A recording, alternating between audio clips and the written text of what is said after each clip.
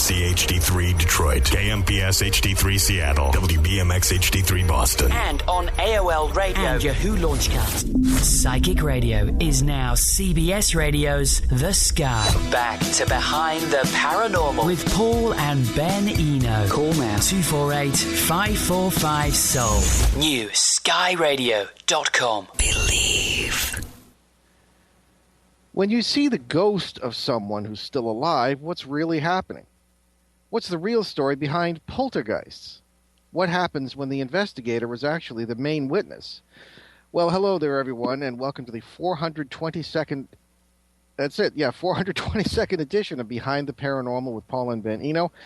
I am Paul, and I'm afraid that Ben is somewhat under the weather tonight. We've had quite a weekend here with 2.5 feet of snow, and Ben not feeling well at all, and I don't think it was just because he didn't want to shovel. He's got some kind of thing he has to go to the doctor about. Anyway, I'm sure that our guest this evening will begin to turn us around and bring us to better times, and that is, of course, Loyd Auerbach, who's making his debut on the show this evening. Loyd is a global expert on ghosts and psychic experiences, well known to everybody in the paranormal. He earned his B.A. in Cultural Anthropology from Northwestern University in 1978. Makes him a few years younger than me, and an MS in parapsychology from John F. Kennedy University in 1981. He is director of the Office of Paranormal Investigations, not a government agency, although they haven't got their hands on that yet. He is a professor at both Atlantic University in Virginia and John F. Kennedy University in California. He is the creator and instructor of the Certificate Program in Parapsychological Studies at HCH Institute, available both in California and for distance learning. He is the co-author with the late psychic medium Annette Martin, once a guest on this show, of the book The Ghost Detective's Guide to Haunted San Francisco, published in 2011. And he has just become president of the Forever Family Foundation and served on their scientific advisory board for several years. He is a member of the board of the Ryan Research Center and the advisory board of the Windbridge Institute. He was a consulting editor and columnist for dear old Fate magazine in 1991 to 2004. Loyd's books include A Paranormal Casebook, Ghost Hunting in the New Millennium, Hauntings and Poltergeists, A Ghost Hunter's Guide in Ghost Hunting, How to Investigate the Paranormal. His first book, ESP Hauntings and Poltergeists, A Parapsychologist's Handbook, was published in 1986. His book, Reincarnation, Channeling, and Possession, A Parapsychologist's Handbook, is now available as an ebook for Amazon Kindle and be in Barnes & Noble Nook. On top of all that, Loyd is also a professional mentalist and psychic entertainer, performing as Professor Paranormal. He has appeared widely in the national and international media, and his main website, www.mindreader.com. Loyd Auerbach, welcome to Behind the Paranormal, finally. Thank you, Paul. How you doing?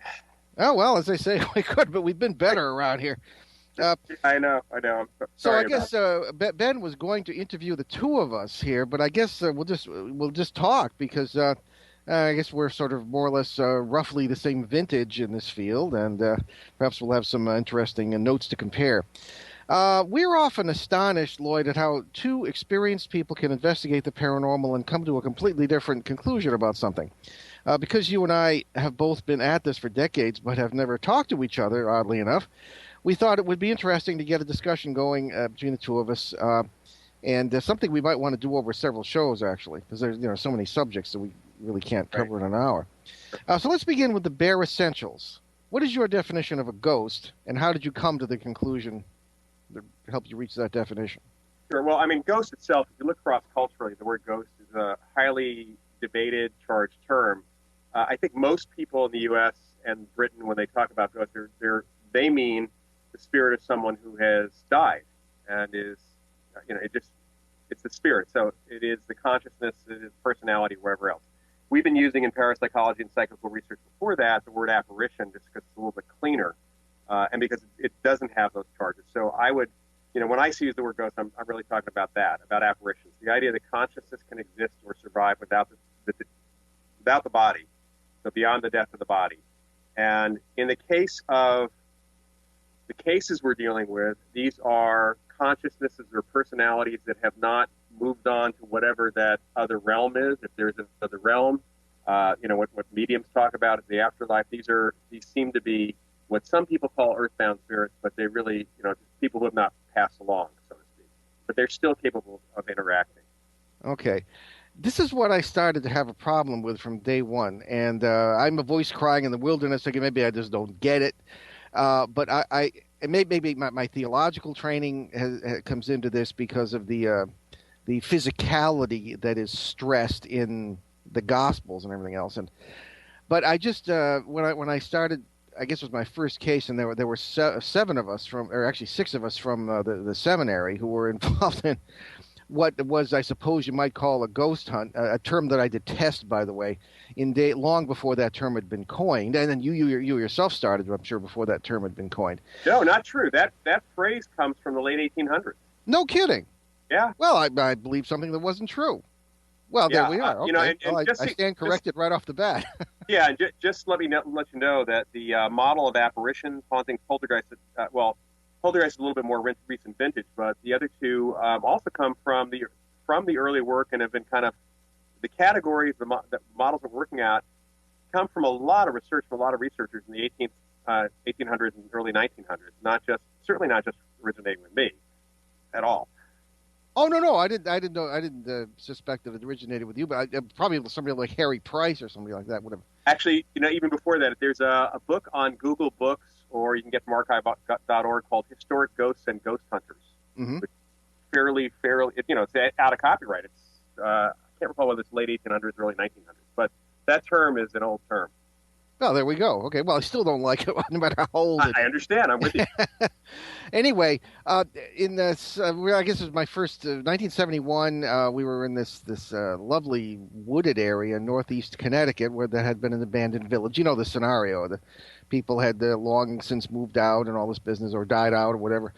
And it just struck me as funny that we would hear things like an ox cart driving by with the wooden sounds, the hoofs, guy yelling, yeah, and I was testing the purgatory theory is what I was doing. That's a long story. But it struck me these people weren't anywhere near purgatory. They didn't even act like they were dead at all. Well, and I wondered, maybe does this have more to do with time than it does with death? And I'm sure you'd agree that some at least might have to do with that. Another thing that arose, I'm sorry? I was going to say that what you're describing, though, wouldn't fit into our category of apparitions. What you're describing would probably fit into the more repeated pattern type stuff, what we call hauntings, or what people like to call residual hauntings. Yeah, well, I was one of the early advocates of that, and then I ceased to believe in it. Again, maybe I'm wrong, I don't know, but my question was, why when apparitions occur do we see these people, if they're people, with bodies, driving cars?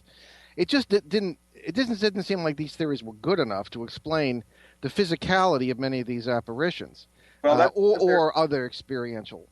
Yeah, I understand. The thing is that our models, are based on a lot of things, somewhat based on the witness testimony. So, for example, if you have an apparition being seen, if you're in a room of 5 people, not everybody's necessarily going to see that ghost. So it's not a physical thing. I mean, we know that the reason you can't take pictures of ghosts is because there's nothing, the eye is not even seeing anything. It is perception.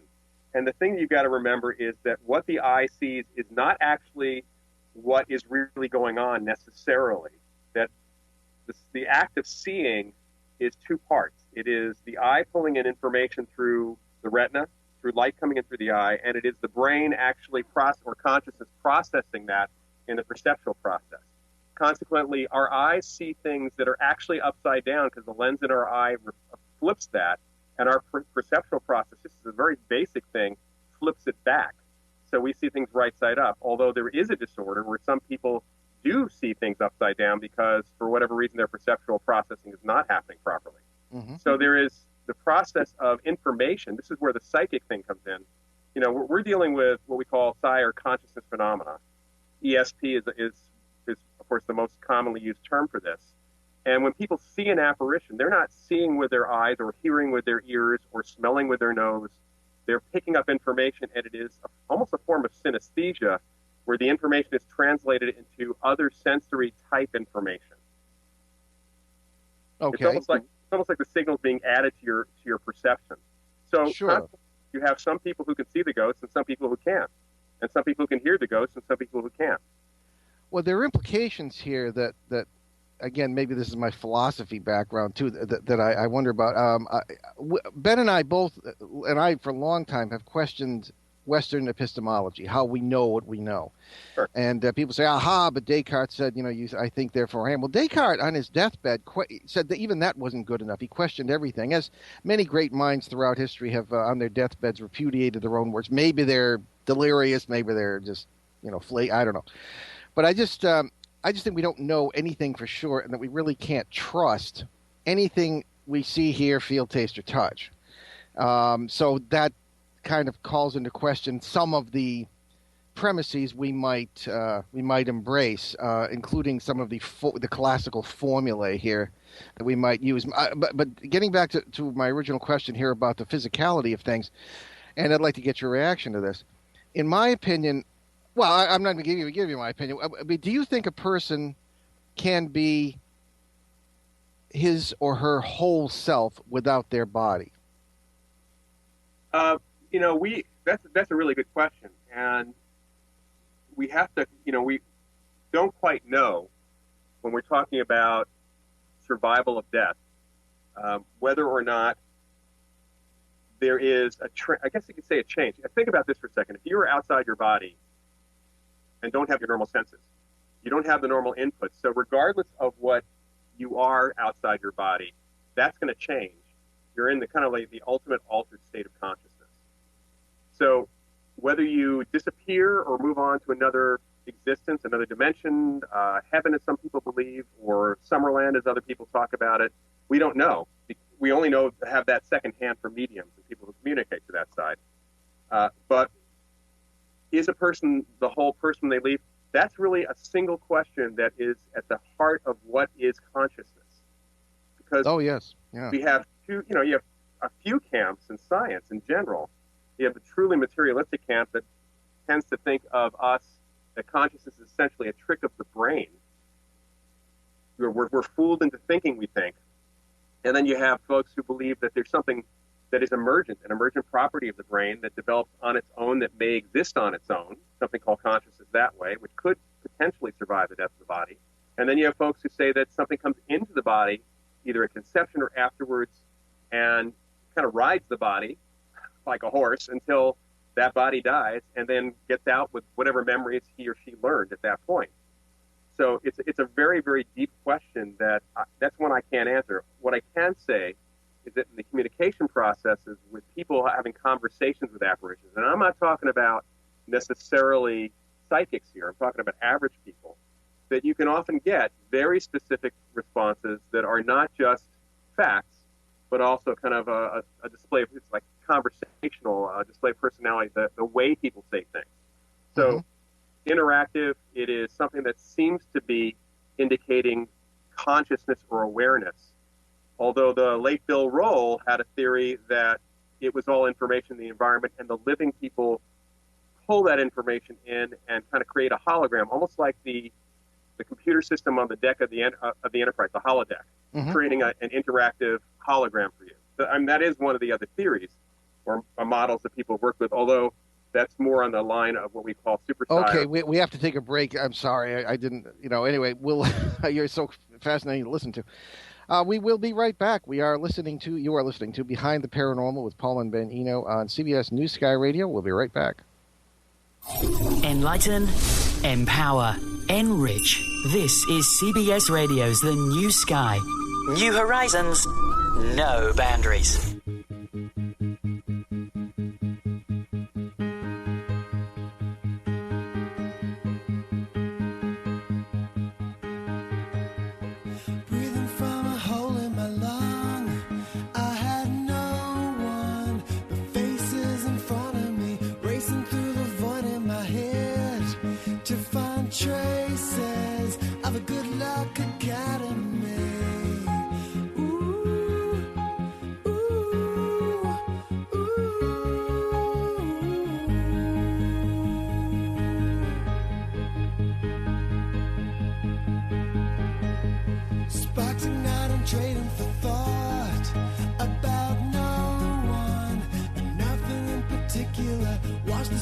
Socket and drove, resent nothing, it's good. goodwill inside of me. Ooh, ooh, ooh.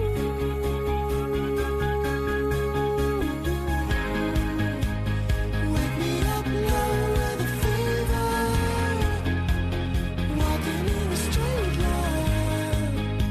Set me on fire in the evening, everything would be fine. Waking up strong in the morning, walking in a straight line. Lately I'm a desperate believer, but walking in a straight line.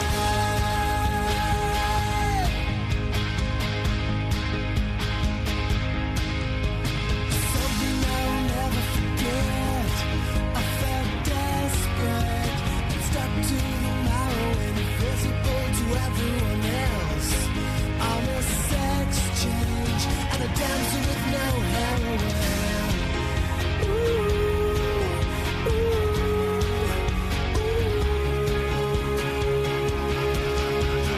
Wake me up now with a fever, walking in a straight line. Set me on fire in the evening, everything will be fine.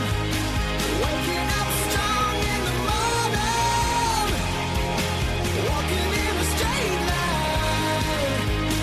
Lately I'm a desperate believer, walking in a straight line.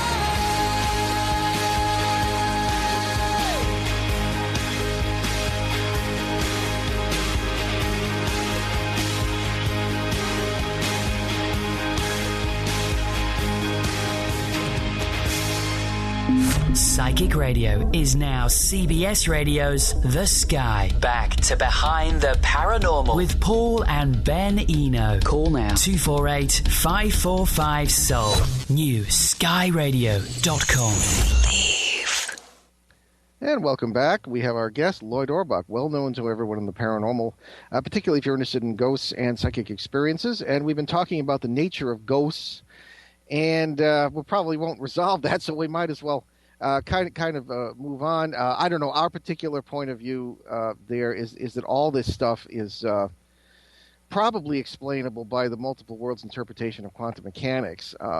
That seems to be what I've experienced. But I wanted to bounce a few things off you that I've experienced and have you sort of interpret one or two things from your own point of view, Loyd. And we might find ourselves in more agreement than not. Are you familiar with the was it the Bellevue Biltmore Hotel in Clearwater, Florida? No, I am not. Okay, that's right. You're on the West Coast. Well, I was brought in to speak at a conference there several years ago, and it was against my better judgment because it was a conference on beginning ghost hunting. Mm-hmm. And I always advise people, don't do it. You have no idea what you're doing. You don't no idea what you're going to get in contact with. None of these things are what they appear to be. And anyway, but as an illustration of my contention that none of these things is what it appears to be, including a lot of the stuff I believe that comes from mediums and psychics, I was placed in a room there, which was supposed to be the most haunted room in the hotel, I was told later. And, I take some of this stuff with a pillar of salt, as you can imagine. But between the my first and second talks, I had a rather amazing experience in that room. There was a man in there, at least this is the way I interpret it, who, he was up kind of by the ceiling, all right? And he said that he essentially, or this is what I got out of him, that he essentially was there to contemplate whether or not to take his own life. Mm-hmm. He was a guest in the hotel, and everything had gone wrong. His marriage was wrong. His kids hated him. He had a drinking problem and all this stuff. And I ended up sort of counseling him, and I like to think that I prevented him from committing suicide. But that's my kind of experience in this realm. I don't encounter dead people. I don't think there are any such things. This particular fellow, as I say, the atmosphere in the room got much better on the day before I left. Needless to say, I didn't say anything about this at the conference. My gosh, it would have been chaos. So, I mean, how would you interpret that? I mean, was I being duped, or would a psychic who came in and say, oh, some dead guy who did commit suicide being duped? Because I've run into that, too. I've had people tell me one thing and then encountered something entirely different. And what say you? Well, we'd have to have a longer conversation about the actual conversation you had and the process. Yeah. I would have actually wanted to find out if there had been a suicide in that room just in the past. There are a couple different interpretations to that. One is that you did pick up on a dead guy who, for whatever reason, was in denial that he was dead, and you did counsel him. I mean, that's the thing, is that when we deal with stuff, whether we're working through witnesses or psychics, a lot of times we have to kind of counsel whoever we encounter because they're often scared. They don't know what's going on. I will not agree with many psychics who say that all ghosts are unaware that they're dead, because we have plenty of interactive type stuff that seems to be the opposite of that. But there's often an emotional or psychological reason why those folks are there. So you may have actually just helped that person through their process. It's possible. There are temporal, time-related kinds of effects that we do hear about from time to time. And maybe you were connecting with that guy when he was actually there in the room a couple of years before. So or a couple of years after. I mean, or a couple of years after, or past and present means nothing. Or a couple of years after. That's entirely possible too. That kind of thing is really, difficult to prove out unless you could track the person down, find out if he's still alive, and just kind of verify some information with the person. And then the other possibility would be Bill Roll's idea, is that you picked up on somebody who was there, who was thinking about committing suicide, and the information's there, but he's not. And your mind just kind of played out a scenario for that. Well, it's possible, too. Anything is possible. And that's the point. In any quantum physicist who believes it this way, including Fred Allen Wolf, who was on our show and kind of agreed with us on it, that all things that could possibly exist, past, present, or future, do exist simultaneously. We just sort of tie into them here and there. And that's the nature of the paranormal and the nature, particularly, of the psychic experience. But again, who really knows?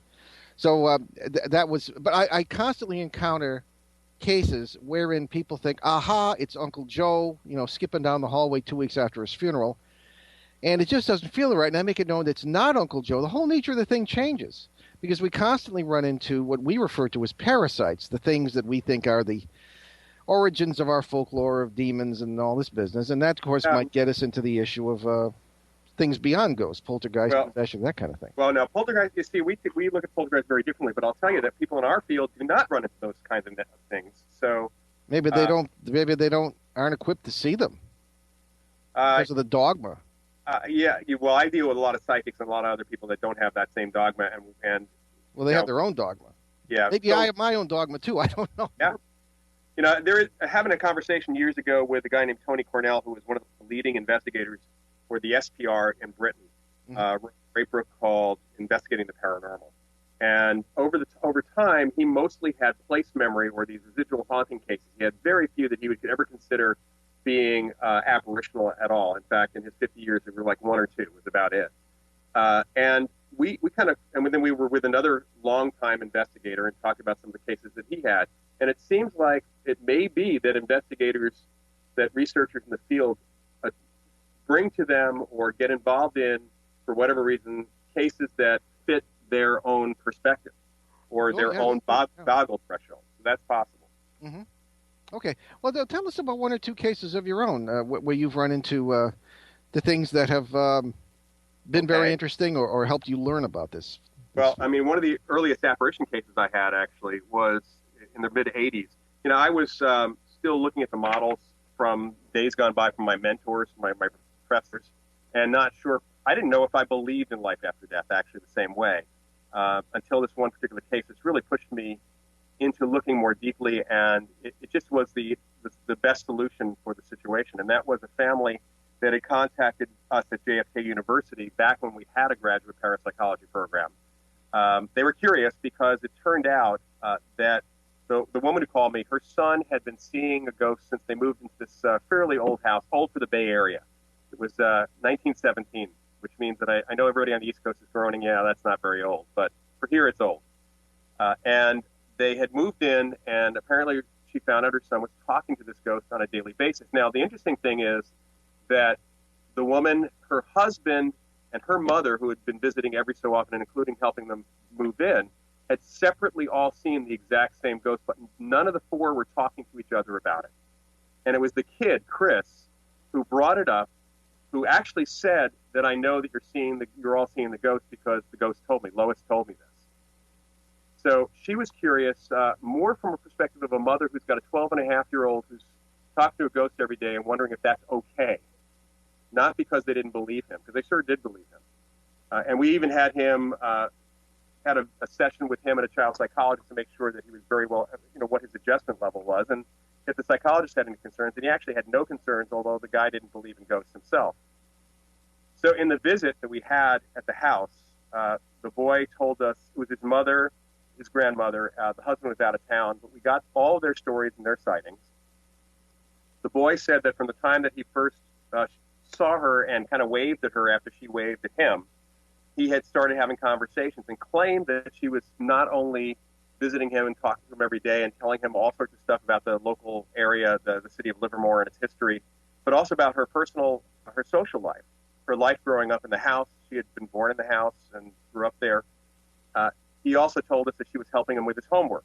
And the interesting thing was his grades had gotten significantly better, even though he was in the same school system. That's an odd coincidence. In the conversation, however, at the end of the session, after Chris took us through a tour of the house, telling us stories about the family and about parties and events that occurred in the home. The house was a family that was well moneyed in the area and held a lot of events for the city. Mm-hmm. Some of which would be easily, you could find them in the history. But there were a lot of stories. The first question I had, we knew that there was a living relative because he was involved in the estate sale, but he was in a facility, assisted living facility, and the mother had not been able to get to him. His attorney blocked her. And I got, through Chris, the information on how to contact him. We got significant amounts of information about the family history, which 2 weeks later when I met with the guy, he verified. He not only verified, he finished every story I started. The second piece was having a conversation with this woman about who she was, what it was like to die. And the information we got, at the time it would have been hard for him to find any books, even in the library, that would have tied it back to some of the early models for apparitions. But he was giving us stuff that just not only fit the case, but fits so much of what we know in parapsychology. And the sightings continued. I mean, there's a lot more that continued after that. But it was, the interesting thing was, apparently she was afraid we were going to come and blast her out of the house like in Ghostbusters. So Chris told us that she apparently sat in the car. She went to the university and got in the car and rode down with us, and then proceeded to ask us each a question about our conversation in the car on the drive to Livermore. Which the only other explanation for that would have been he was either a super psychic or himself, or they bugged my car. Mm-hmm. Well, so, I see your point. Very interesting. Do you ever? I mean, very often in these situations, I find out that the ghost thinks that we're ghosts in her house haunting her, or him, or whatever. Not always, obviously. Yeah, that's come up. In fact, that's even come up in a couple of situations. Talked about in some cases from Matthew Manning in England, where he was convinced it was not a ghost situation; that it was actually a time slip of sorts. In this case, and in most of the cases we get, the ghosts are pretty aware that we're not ghosts, that we're alive. Mm-hmm. And her, so what are they? Her explanation for why she was there was she died in the hospital. She did not die in the house. She did not die. I mean, she died of cancer, but she did not die like suddenly. And she just, as she was basically dying, she knew she was dying. After her life review, which she explained to Chris, she said she just really, really, really wanted to go back to her house because she was afraid of what was next. She didn't know if there was a heaven or hell, and she figured, let me go home. I can't take a chance. Well, I've run into that in a way too, but it seems maybe because it's very easy to get bogged down in terms. But to me, if he, she, or it was dead, they'd be dead. They wouldn't be having conversations or appearing in the body is dead. Now, see, that's the thing: is our model is a consciousness can exist on its own. How? There are several models that even within physics, there's some physicists that are working on a quantum. I don't know what it's the non-locality. Yeah. Well, there's the non-locality thing, but there's also a quantum field effect. So there's a question of, Right. well, think about it as consciousness being the cloud that we're constantly talking about now. Sure. Which really is not residing in the cloud. It's actually residing in devices. So if the question is a physics model, is there a model for consciousness at all that accounts for all the phenomena, the epiphenomena that are in the brain? And then the second question is, can that exist without the brain? Now, when we talk about dead, we're talking about the body being dead. Clearly, life after death is a good phrase in some respects, but it's life after death of the body. It's still life. It's just simply not the same life form that you were, because you don't have a body anymore. Well, I think you do have a body, but that's me. Loyd, in 1992, you wrote let's just kind of moving us on here, because I can see we could do several shows here. Yeah. You wrote an article in Fate magazine that I really enjoyed reading. I remember I read it when it first came out. It talked about ghosts of the living, Right. and a really interesting case. Can you tell us about that case? Sure. But again, this is a category that goes back to the 19th century, the Society for Psychical Research. But Sure. In this case, it was a woman who, the report was actually unrelated. Why we went to the house was unrelated to this actual ghost. In dealing with another situation, which was more recording or place memory kind of thing, we come to find out the family said, "So, by the way, should we tell you about our ghost?" And they told us about a little girl's ghost that their kids were playing with, a 4-year-old. Their 4-year-old and 3-year-old sons were playing with this girl, looked like between 4 and 5 years old, and they saw her. The parents saw her, the kids saw her, and it was kind of a regular visit thing, although it was various times of the afternoon, typically, that the ghost would appear. And it was almost every day that this would happen. So in working with this, the house was one of 2 homes built by two Scottish brothers 80 years before. The other house up the street was still owned by the family of one of the brothers. And with the couple that owned the house that I was investigating, they went up the street first, they introduced themselves, and then I got involved as well. But essentially, they found out that they got some photos of the Scottish brother that built the house that they were living in, her wife and the kids. They found a couple of pictures of the kids. There were 2 daughters. One of the little girls looked just like the ghost they had seen. So when they went up the street and showed them the pictures to try to talk to them about this, the guy said pretty much... Oh, sorry. I did it again. We have to take another break. We'll be right back behind the paranormal. Enlighten, empower, enrich. This is CBS Radio's The New Sky. New horizons, no boundaries.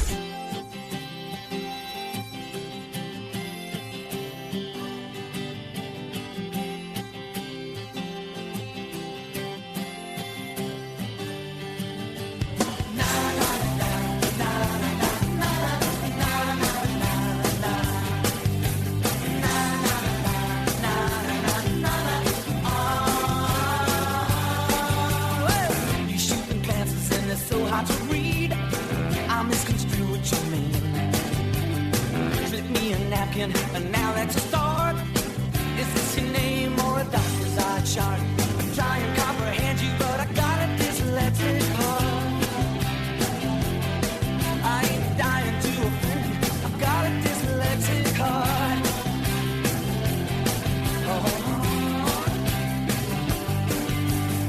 Thanks for the book, now my table is ready. It's a library or a bar. Between the covers, I judge you when ready. Half angel, half tongue. I'm trying to comprehend you, but I got a dyslexic heart. Oh, I am dying to offend you. I've got a dyslexic heart.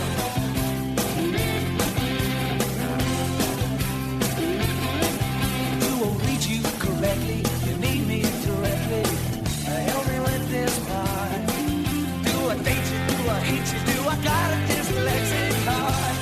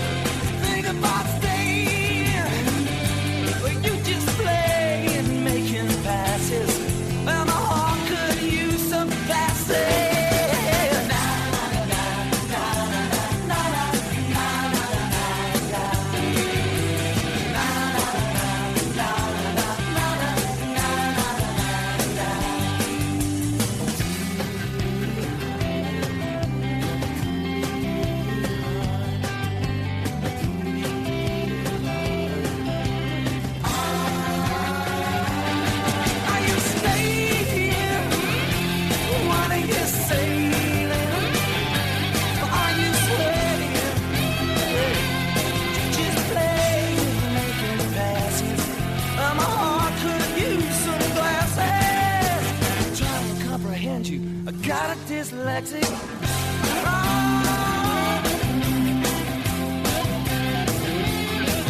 do I read you correctly? I need you directly. Help me with this part. Do I love you? Do I hate you? I got a dyslexic heart.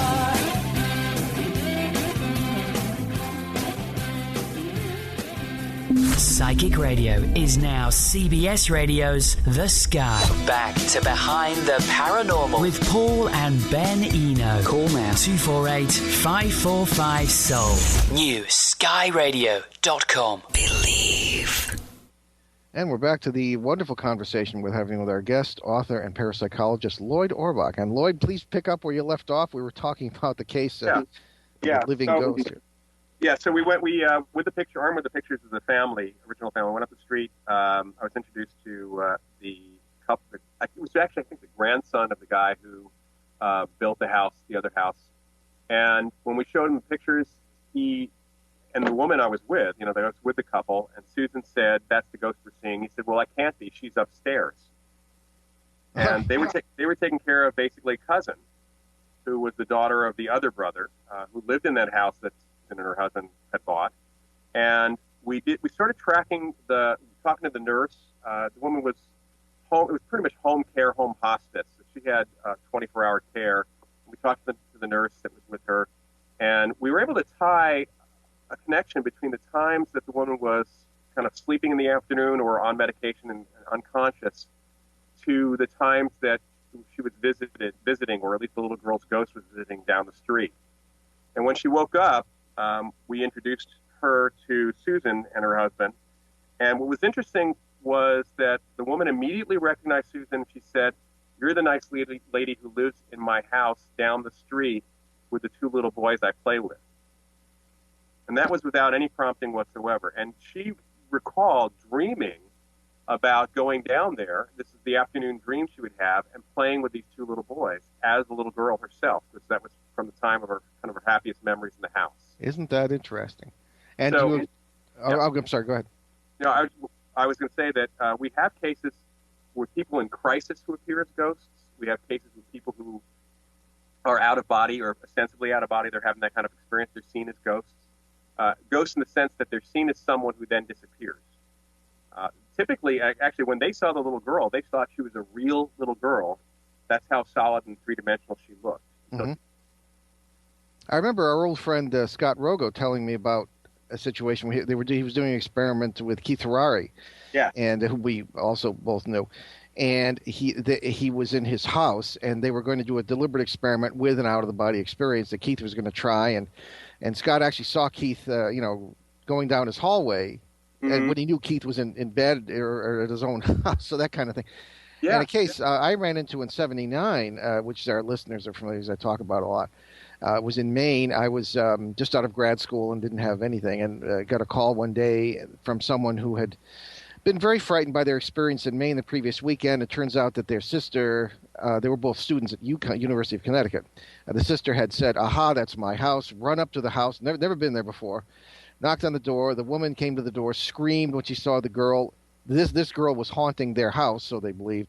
And she herself had dreams, very similar to the case you described, of being in the house doing exactly what the people had seen her doing. And oddly enough, when she was dreaming at night, but they were seeing her during the day. And also she said in this house she had children. It was her house, which I kind of couldn't explain at the time and didn't pay much attention to that. But I sent her for the MMPI, and she had no particular issues that needed to be followed up psychiatrically or anything like this. And so then I interviewed the people separately. But as soon as they met at that front door, it all stopped. It was like, I suppose you might say, from our point of view, the wave function was collapsed and the two worlds were joined. So I don't know. That's the way we looked at it. But that really shook me up. And I said, what the heck are we dealing with here? That and appearing and disappearing buildings, things of that kind that don't involve really people at all, or people having these experiences. I don't know. But certainly the idea of ghosts of the living, as it's commonly known, is really a fascinating situation. So maybe we better move on. We only have a few minutes left. But actually, before we do anything else, I wanted to give you a chance to talk about your books and your website. Oh, sure. My main website is mindreader.com, and there's tons of free articles there. fact, the Ghosts of the Living story is actually up on that site. If you go to the Fate magazine page of the articles. Mm-hmm. Yeah. There's a bunch of other articles there as well. My current book is actually about investigations that Annette Martin and I did. And it really kind of talk a little bit about very few cases. It's not a lot of cases in the Bay Area, but the biggest thing about the book that's different is it's really about how a parapsychologist and a psychic medium work together. And there's even transcripts of Annette's at least her side of the communication and our conversations in some of these places. It's kind of like taking people on a little ride with us to those locations. Sure. If people want to know about a lot of my cases, the best book for that is called A Paranormal Casebook, which you can still get on Amazon and Barnes & Noble, and has a lot of my cases, including cases that had nothing to do with the paranormal, as it turned out. So things that we actually were able to explain other ways. Sure. To help people. Okay, very good. Very good. Anything else you'd like to add? Because just mention that's a big chance. My email is on the webpage. People can actually, the website, people can get to me that way. It's just simply profparanormal@gmail.com, but mindreader.com will take you there. And I have another website called hauntedbychocolate.com, where because I'm also a chocolatier, so people want to see a little about that world, part of my world. But on my Mind Reader site, if you look at the first page, you'll see down the column on the right, there'll be a bunch of links, including links to the Ryan Research Center, where I'm currently teaching an investigations class online, a link to HCH, which is where I teach the parapsychological studies program, which is a distance program as well as local, and then places like the Forever Family Foundation and some other really good sources in parapsychology. So I encourage you to visit the other sites, especially those of the foundations that are actually doing the really good work. Excellent. Okay, well, speaking of parapsychologists or anyone working with psychics or mediums, we obviously encounter that a lot. There is a myth, I think, that parapsychologists never wanted to work with psychics and mediums, but they've really been doing it since the 1930s, since the Rhines got started. Since before that, actually. Oh, yeah. If you think of way back into the really when Psychical Research, as it was called, got started. That's right. How it really got started.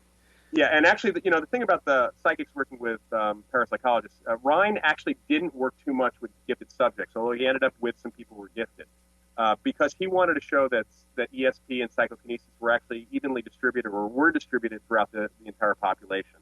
So for the most part, he avoided working with gifted subjects, although a lot of researchers did work with gifted subjects. The biggest issue, honestly, came about in the 1970s because of all the controversy around Uri Geller. That's when parapsychologists had to back off from working, at least publicly, with the so-called super psychics, because it brought down so much crap on the field. And I, as much as I like Uri, if he hadn't been around, I suspect that the amazing Randy would not have been around either. Sure. Well, I knew Loriza Rhine by correspondence when I was just starting out, and she was working a lot with children and ESP and stuff. And they were always frustrated because nobody would take them seriously. They were, and I don't know. And I wrote her this once. I said, are you not trying to fit square pegs into round holes? Maybe we're dealing with a field that is outside of science. You strain and sweat to make the scientific method, which is totally irrelevant to reality. It'll build you a road or get you to the moon, but when you get to defining reality, it's not going to help you. And I don't know. The Western mind doesn't get it. What say you? It's interesting. Ryan's work was actually accepted by a lot of folks in the public, even in the sciences in the 50s. And then when the counterculture stuff started happening in the 60s, that's when things started going to hell. Louisa's stuff, which was wonderful work, and her daughter Sally Ryan Feather continued that and published a great book. I don't know about that. Really, Sally has done some great stuff, like her mother, and that's looking at people's experiences in the general public, and those are great experiences. The biggest problem I run into with parapsychology as a science, science in general has a lot of different facets to it, no matter what science. But when I talk to physicists, as it happens, quantum physicists are most open to this kind of phenomena because they're the ones most open to consciousness, whereas psychologists are the least open to it. And if I were to ask a physicist if psychology is a science, a lot of physicists will immediately say no. Yes, that's right. And I'm afraid I have to interrupt you. I'm not going to miss this break. Okay. I'll have to interrupt you, Loyd. We'll come right back to that. But you're listening to Behind the Paranormal with Paul and Ben Eno on CBS News Sky Radio. We'll be right back. Drove downtown in the rain, 9:30 on a Tuesday night. just to check out the late night record shop. Call it impulsive, call it compulsive, call it insane. But when I'm surrounded, I just can't stop. It's a matter of instinct, it's a matter of conditioning, a matter of fact. You can call me Pavlov's dog. Ring a bell and I'll salivate. How'd you like that? Dr. Landy, tell me you're not just a pedagogue. 'Cause right now I'm lying in bed, just like Brian Wilson did. Well, I'm lying in bed, just like Brian Wilson did. Oh. So I'm lying here, just staring at the ceiling tiles, and I'm thinking about what I think about. Just listening and re-listening to Smiley Smile, and I'm wondering if this is some kind of creative drought, because I'm lying in bed just like Brian Wilson did. Well, I'm lying in bed just like Brian Wilson did. Whoa. And if you wanna find me, I'll be out in the sandbox, just wondering where the hell all the love is gone. I'm playing my guitar and building castles in the sun. Whoa, whoa, whoa. And singing fun, fun, fun. I'm lying in bed just like Brian Wilson did. Well, I'm lying in bed just like Brian Wilson did. Oh, I had a dream that I was 300 pounds. No, I was very heavy. I floated till I couldn't see the ground. I floated till I couldn't see the ground. Oh, somebody help me. I couldn't see the ground. Somebody help me. Couldn't see the ground. Somebody help me. Because I'm lying in bed just like Brian Wilson did.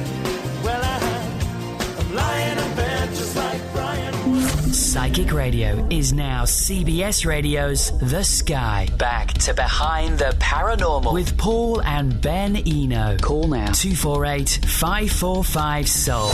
New skyradio.com.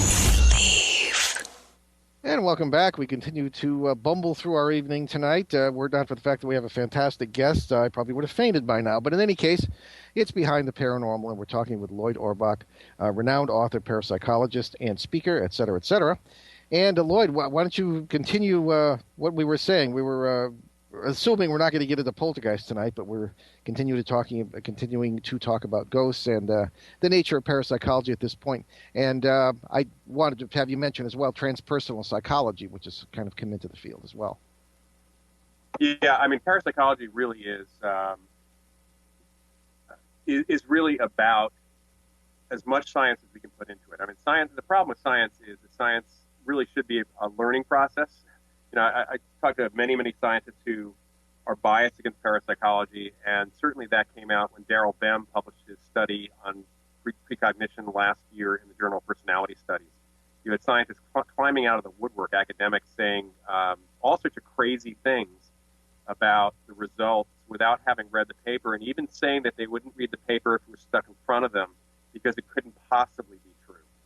And that's the problem we run into, with any field. But then again, as I mentioned earlier, if you ask people in the hard sciences, if psychology, sociology is a science, they'll say no.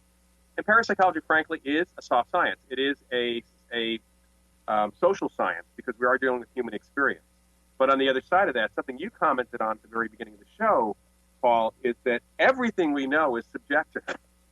There is no objective. I mean, there is objective data if the data exists on its own, but our perception of that data is purely subjective. Mm-hmm. Yeah, exactly. So everything's filtered. What is the future of parapsychology, in your opinion?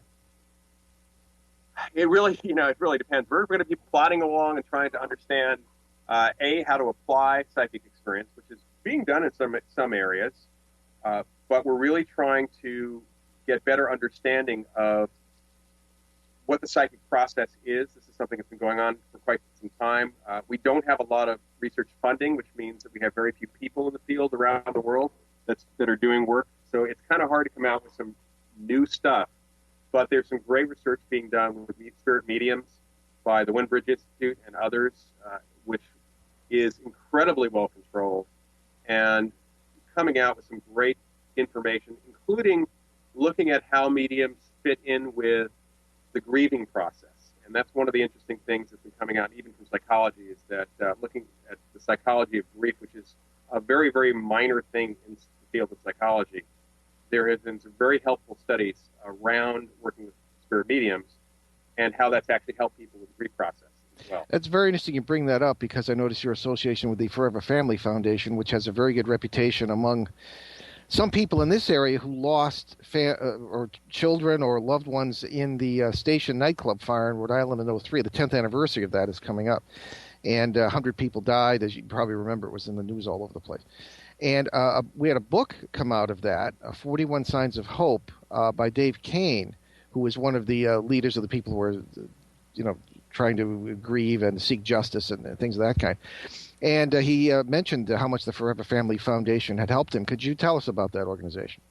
Sure. It's a foundation that was formed by a couple who had lost their daughter in an accident. And Bob Ginsberg, who's kind of the CEO of the organization, he didn't believe in this stuff at all. But through a series of connections, you might say, with a friend of theirs was seeing a medium who actually had a message for them from their daughter.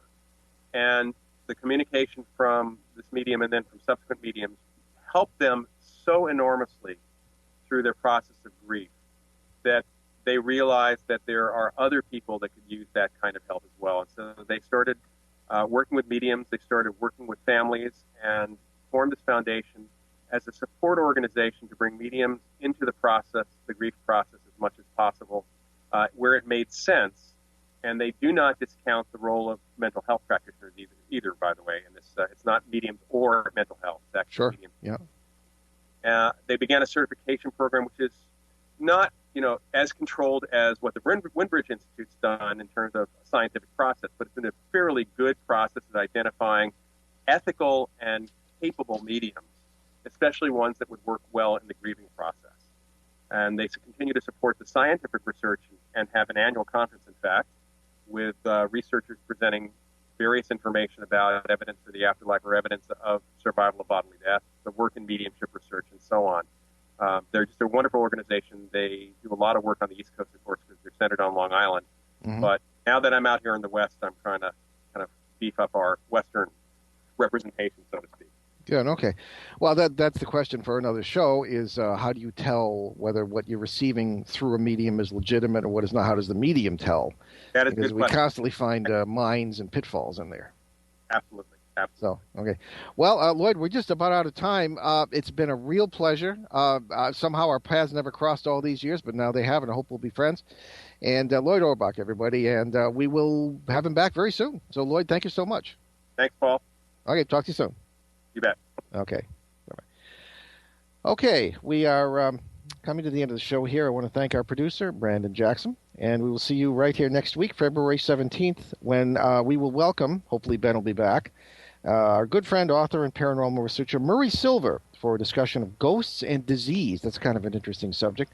And we refer you also to our website, behindtheparanormal.com. You can get all sorts of information about our guests, past, present, and future, nearly 450 free podcasts. You can also buy my books on the site, and if you do it there instead of on Amazon or somewhere else, it will help us keep the site free. So again, that's behindtheparanormal.com. But Ben and I also have a site, NewEnglandGhosts.com. That's New England Ghosts with an S.com. And what that we'll give you is lots of free articles and things of that kind from our particular point of view, some cases and case photographs, some information on the cases we talk about on the show, particularly, especially this really wild one that's going on in central Connecticut in the vicinity of where these terrible events occurred at the school in Newtown and things of this kind, UFOs, military activity, you name it, it's involved in this case somehow. And you can find that at newenglandghosts.com. And it is limited to the New England states, cases I've worked on over the decades there, by state, and under Connecticut you could find that particular information, along with many others. So we refer you to that site as well. So in the meantime, tune into our Boston Providence Drive Time show on WOON 1240 AM and ONWorldwide.com, 6 p.m. Eastern Time every Monday. And again, the 450 free podcasts are available. We did do a show on evil, the nature of evil, on our Monday show at one point, and the podcast mysteriously disappeared, and they were usually very careful about that. But we just will probably do the show again on CBS New Sky here, and we'll see if we can't get it recorded for you, because people found it very interesting who were listening live, so we'll try and do that as soon as we can. So we leave you this evening with a quote from the great scientist and author Carl Sagan. Somewhere, something incredible is waiting to be known. And thanks for joining us on our great cosmic journey, and we will see you next time.